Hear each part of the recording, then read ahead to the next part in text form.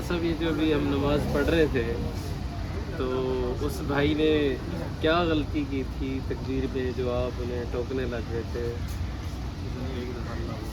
تھوڑا اونچے ہونا آواز تو ہے. ایک دفعہ اللہ اکبر کہا تھا. اتنا اونچا بھی نہیں کہ سارے اکٹھے ہو جائیں. کیسے بدر اللہ اکبر کا؟ اس نے کہا تھا اللہ اکبر اللہ اکبر، پھر اس نے کہا تھا اشہد ان لا الہ الا اللہ، پھر اس نے کہا تھا اشہد ان محمد رسول اللہ. وہ ایک دفعہ پڑھ رہے تھے. ٹھیک ہے، شریعت میں اس کی بھی گنجائش ہے. ٹھیک ہے بھائی. تو ہر مکتبہ فکر کے لوگ ہوتے ہیں، کیونکہ ابھی آپ چھوٹے ہیں، آپ نے بھی وہی سیکھا جو ماں باپ نے سکھایا ہے یا چچا نے بھائیوں نے سکھایا یا مسجد سے. لیکن جب آپ تھوڑے بڑے ہوں گے، کالج یونیورسٹیز میں جائیں گے، وہاں بریلوی بھائیوں کی باتیں دیکھیں گے، آپ کو غلط ہے. غلط کوئی نہیں ہوتا. آپ اہل حدیث میں بھی گئے باتیں دکھانے گے یہ غلط ہے، وہ آپ کی دیکھیں گے غلط ہے. ہم جب گئے تھے ہاسٹلز میں بڑے شہروں میں ایسے لگتا ہے یہ غلط ہے.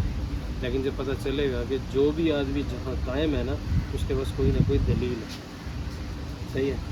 اب آپ نے اس سے تکبیر میں روکا، ٹھیک ہے، انہوں نے کہا سنت ہے، اس کے پاس دلیل ہوگی. اب آخر میں جب میں نے دعا مانگی میں نے ہاتھ نہیں اٹھائے، تو بغیر ہاتھ اٹھائے بھی آپ دعا مانگ سکتے ہیں. ضروری نہیں ہے جو فرضوں کے بعد دعا ہو ہاتھ اٹھائے. ہمارے مکتبہ فکر مانگتے ہیں ہاتھ لازمی اٹھاتا ہے، لیکن اس کو بالکل ضروری قرار دینا یہ ٹھیک نہیں ہے. صحیح ہے. میں اس لیے کہیں گے ہو جائے گی تکبیر ہو جائے گی. اذان نہیں ہوگی. اذان میں سب پورا پڑھیں گے، 4 دفعہ اللہ اکبر کہیں گے. لیکن جو یہ تکبیر پڑھتے ہیں پیچھے اقامت جو ہوتی ہے اس میں یہ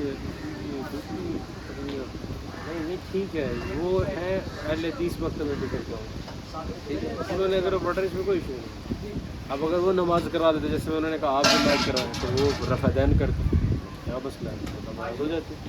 میں نے بغیر رفع دین کے پڑھی. ٹھیک ہے بھائی، اچھی بات ہے. وہ کر رہے تھے، وہ پاؤں بھی کھول کے ملا کے رکھتے ہیں. صحیح ہے دوست، اس نے آپ سے پاؤں بھی ملائے ہوں گے، کوشش کی ہوگی. تو وہ اس طرح سے تو اس لیے ایک دوسرے کو ہم اگر کسی کو آپ نے کہہ دیا میں نے سوچا میں نے بولا نہیں تو ایک دوسرے کی محبت یہ تھوڑا تھوڑا فرق ہے، اس سے کوئی نفرت پیدا نہیں ہوتی. ٹھیک ہے بھائی.